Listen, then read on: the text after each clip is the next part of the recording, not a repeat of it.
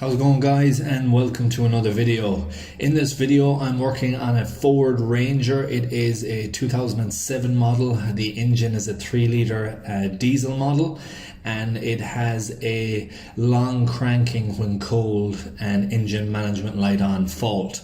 So what I'm doing here is I'm just doing an initial test drive and looking at some of the live data.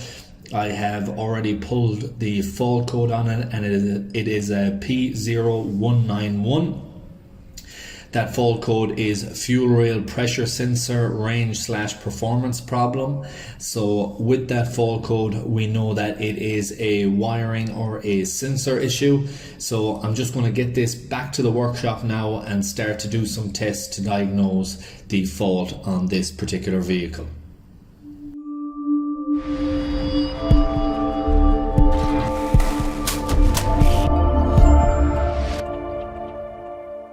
So the first thing I'm going to do is remove the top cover that's held in by 2 tin mills.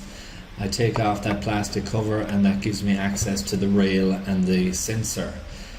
I then go about and I disconnect the sensor. It's just a simple push down and pull back clip.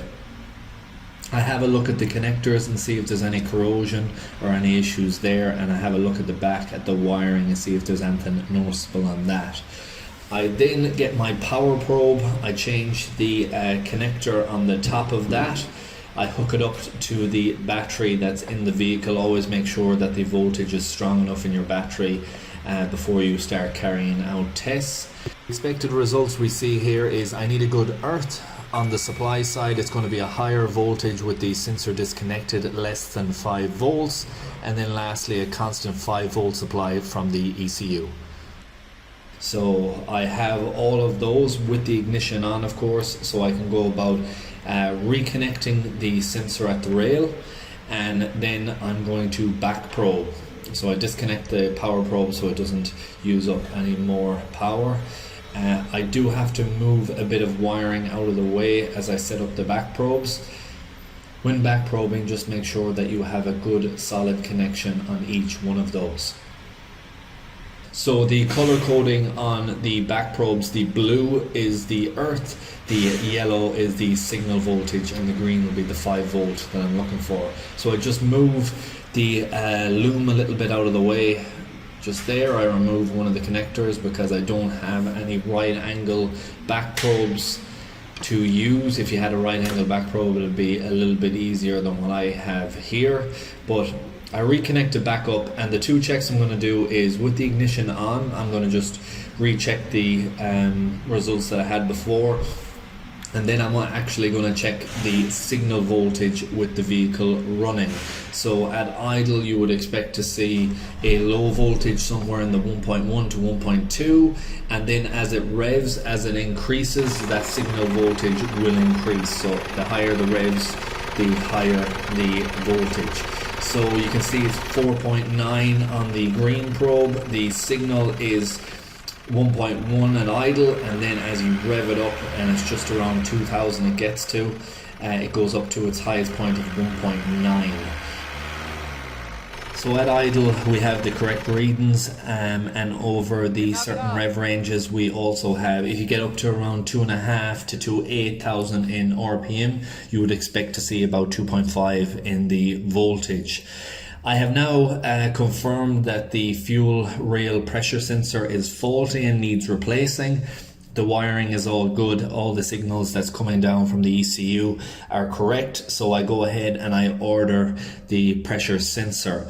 Now, the fact that I have a bit of background knowledge of Ford Rangers and also Ford Transits, 3-litre and 2.5-litre engines, I decide to do a bit further investigating on this to make sure that future-wise there will be no problems.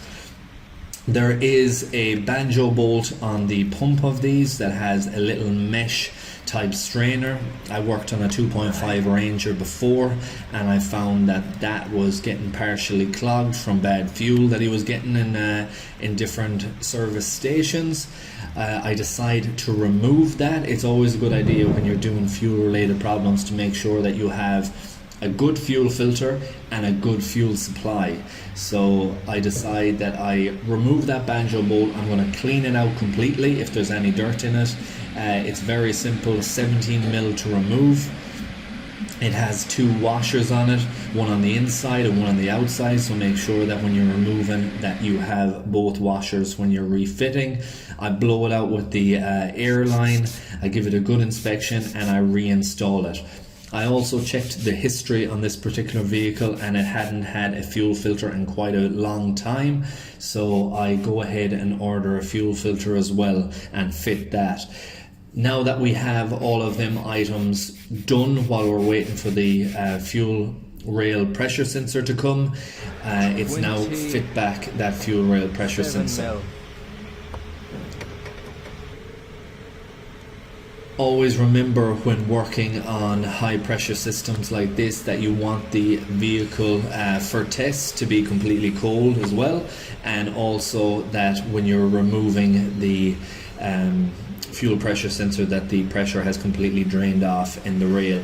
If you don't have scan tools or something like that where you can have a good information on what the pressure in the rail is, then just leave the vehicle for a very long period of time until it's nice and cold. That way you know the pressure will have drained off in the system.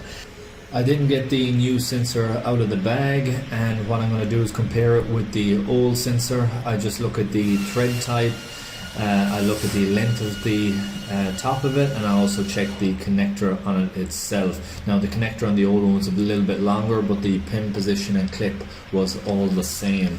I then put it back into the rail, thread it back in, and I get my 27mm spanner and I tighten that back up. Reconnected, I put on the top cover and I cycle the key a number of times to help get the pressure back in the rail for starting, and then it is road test. Now the fuel filter and the banjo bowl were just tips that I had come across in other Ford engines previously. If you have a 2.5 Ford Ranger especially, I would highly recommend doing that and checking it while you're in there. The fuel filter also hadn't been replaced in a very long time, so it was highly recommended to do. With all the tests that have been done, I now know that this vehicle is going to be correct, and I'm very happy to give it back to the customer. I hope you found this video useful. If you did, please like, share, comment and subscribe, and I hope to see you in the next one. Thanks for watching.